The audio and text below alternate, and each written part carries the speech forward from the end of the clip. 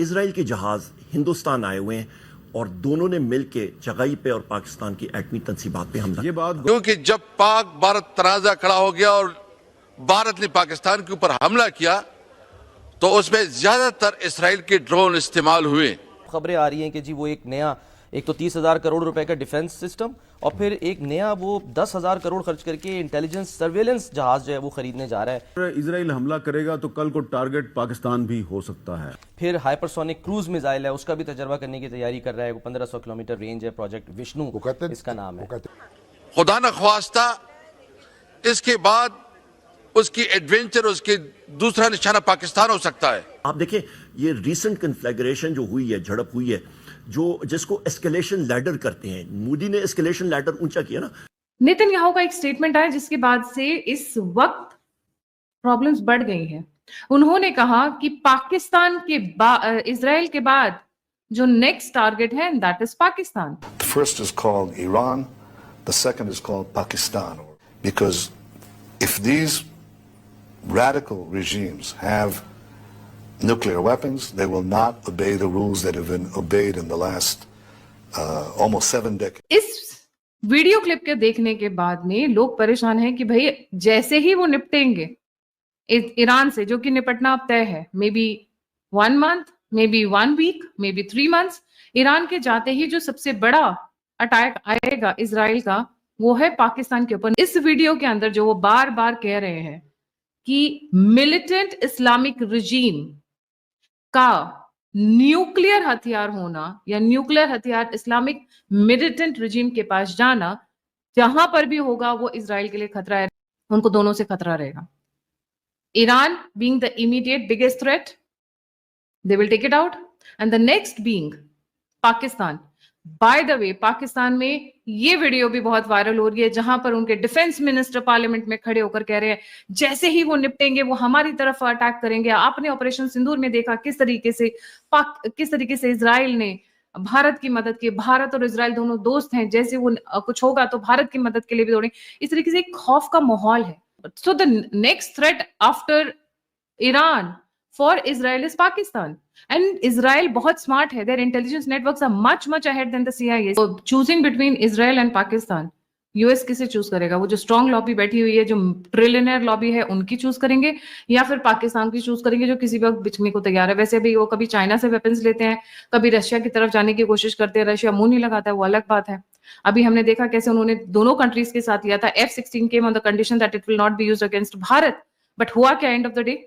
खैर वो सब कंडीशंस पेपर पे रहती हैं, चलिए वो भी एक अच्छा धोखा है। So lot of things are happening in the background, but remember Netanyahu का ये जो स्टेटमेंट है ये इस वक्त पाकिस्तान में वायरल हो रखा है और बहुत लोगों की नींद उड़ा रखा है। Hypocrisy dies 1000 death when it sees Pakistan. क्यों? क्योंकि एक तरफ तो इनके देश में इजराइल को लेके बड़ी गालियां चलती हैं, इजराइल ये ज़ायनिस्ट स्टेट, ये वो, इनके क्योंकि इनकी किताब के अंदर भी लिखा हुआ है, जो आसमानी किताबें आई हैं उनके अंदर भी लिखा हुआ है कि इजराइल और इजरायलीज के साथ कैसे डील करना है। एंड उन्हीं इजरायलीज के साथ under the disguise of American, क्योंकि अमेरिका का नाम लेकर वहां पर काम हो रहा है, क्या आसिम मुनीर को पता नहीं है? पूरा का पूरा हेल्प किया जा रहा है ईरान के अगेंस्ट में पाकिस्तानियों द्वारा। सोचिए, ये सुन्नी है मेजॉरिटी और वो शिया है, तो ये बदला निकाल तो नहीं रहे हैं पर ये पैसे के लिए जरूर खेल रहे हैं। बट फिलहाल नेतन्याहू का ये वीडियो बहुतों की नींद उड़ाए हुए पाकिस्तान में। दुनिया को दिखाए जो उनको रखना था, जो साजो सामान वो उन्होंने यहाँ पे रखा, जो एसेट्स यहाँ पे बनानी थी बनाई, वो कल को चाइना के खिलाफ यूज होती, ईरान के खिलाफ यूज होती। मैं नहीं समझता कि अमेरिका अपनी एसेट इंडिया के खिलाफ यूज करेगा, बिकॉज हम बहुत बड़े हैं उसके लिए, और अमेरिका वहां बैठ से हमसे युद्ध नहीं लड़ सकता, बट हाँ पाकिस्तान को यूज करके तंग कर सकता है। तो ये जो आपने भूकंपों की बात की, तो अगर नॉर्मल हालात होते हैं ओमकार जी, अगर सब ठीक होता, पाकिस्तान एक नॉर्मल देश होता, नॉर्मल तरक्की चल रहा होता, नॉर्मल सपने देखने वाला देश होता, जैसे नॉर्मल लोग होते हैं, जैसे हम हैं, तो मैं कहता कि ये जी न्यूक्लियर टेस्ट हो रहे हैं बिलो क्रिटिकल मास। जब आप इतना बड़ा धमाका नहीं करना चाहते कि दुनिया आपको पकड़े देखे, सेम टाइम पे आप थोड़ा सा कॉन्फिडेंस गेन करना चाहते हो, कल ये पटाखे चलेंगे नहीं चलेंगे लड़ाई में, ये ना हो कि हम बना के बैठे रहे चले ही ना। तो एक तरीका होता है जिसमें आप वॉर हेड यूज नहीं करते, आप उसको फुली डेटोनेट नहीं करते, कंट्रोल्ड डेटोनेशन करके आप उसका कुछ कंपोनेंट का कुछ पोर्शन, उसकी जो स्ट्रेंथ है, फ्यूजन की है या थर्मल न्यूक्लियर है या फ्यूजन है, जो जिस भी टेक्निक पे आपने उसको बनाया है अपना न्यूक, जब बायोलॉजिकल वेपन में धमाके नहीं होते, तो न्यूक्लियर डिवाइस का आप कंट्रोल्ड एक्सपेरिमेंट कर सकते हो। ये नॉर्मल हालात में हो सकता था, लेकिन अभी हालात नॉर्मल नहीं है। हालात ये हैं कि पाकिस्तान को पड़ी है मार। हालात सच ये है कि पाकिस्तान भागता हुआ अमेरिका के पास गया, अमेरिका ने इंटरवीन किया। मैं उसको हम टिपिकली वो जैसे कहते हैं ना मीडिएशन की, वो नहीं की, लेकिन फोन आया, जो भी हुआ, फिर हमने इंसिस्ट किया कि पाकिस्तान हमसे बात करे।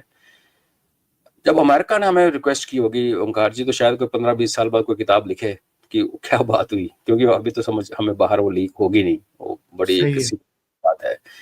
पर अगर हम ये मान लें कि हमारी सरकार जो उस टाइम फुल स्टीम पाकिस्तान के कच्चे उठाने में उड़ी थी, वो चुपचाप बैठ गई एक फोन सुन के, तो वो फिर हमारी थोड़ी बेवकूफ़ी होगी। वो फिर वही जो सरेंडर है, नरेंद्र है, सरेंडर वैसे वाली उस बुद्धि वाले लोग ऐसे सोचेंगे। नॉर्मल माइंड हमें ये बोलता है कि फिर एक बात हुई होगी, एक ट्रांजैक्शनल, क्योंकि अमेरिका एक ट्रांजैक्शनल कंट्री है, तो हमने बोला होगा ठीक है भाई, आप ये कीजिए, हम ये करेंगे। जंग हो गई 4 दिन, ड्रोन हमले हुए, मिसाइल हमले हुए, एयरबेस पे अटैक्स हुई, बहावलपुर में हमला हुआ, मुरीदके में हुआ, कश्मीर में हुआ, 9-10 मुकामात पर ड्रोन जो है वो शायद खैबर पख्तूनख्वा के कुछ इलाकों तक पहुंच गए।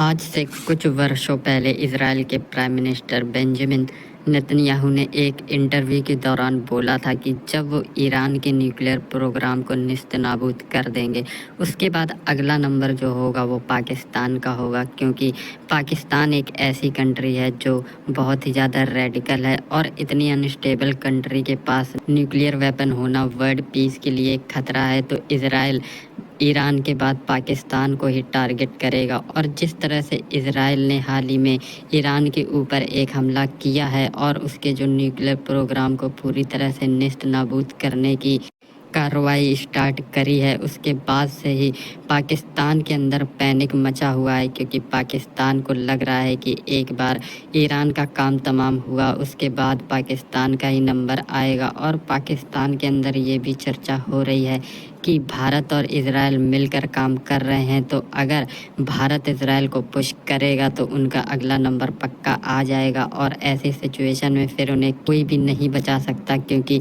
इजराइल को पूरा सपोर्ट है अमेरिका का। और पाकिस्तान को जब मार पड़ती है तो वो भागकर अमेरिका के पास ही जाता है दया की भीख मांगने। तो ऐसी सिचुएशन में कोई भी बचाने नहीं आ पाएगा, और पाकिस्तान इसी चीज़ को लेकर बहुत ही ज़्यादा पैनिक में है। और साथ ही साथ ये भी चर्चा हो रही है कि एक बार इजराइल अपना ऑपरेशन ईरान के अंदर जब ख़त्म करेगा, उसके बाद ऑपरेशन सिंदूर भी वापस से स्टार्ट हो सकता है, क्योंकि ऑपरेशन सिंदूर का जो पॉज है वो हो सकता है इसीलिए किया गया हो कि ईरान के अंदर इजराइल एक बार अपना ऑपरेशन ख़त्म कर ले, उसके बाद ऑपरेशन सिंदूर वापस से रिज्यूम किया जाएगा।